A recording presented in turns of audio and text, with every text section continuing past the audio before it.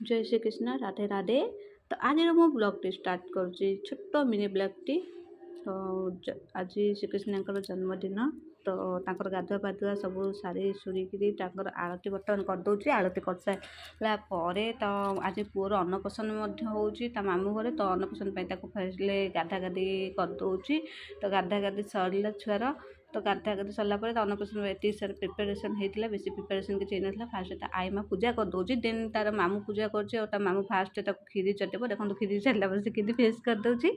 Then आम चलू समुद्र बुलवा माने पूरी बेलाभूमि बुलवा तो चलू आम एटिकी चलू चलला आम माँ पुआ टे स्टाइल मार दौचु भिडियो कर सेठू आम दीज बसचु तो बापा टे भिडियो नहीं जाऊँगी। तो पुणी बापा पुआ बुलाबुली कर दीज से समुद्र रे।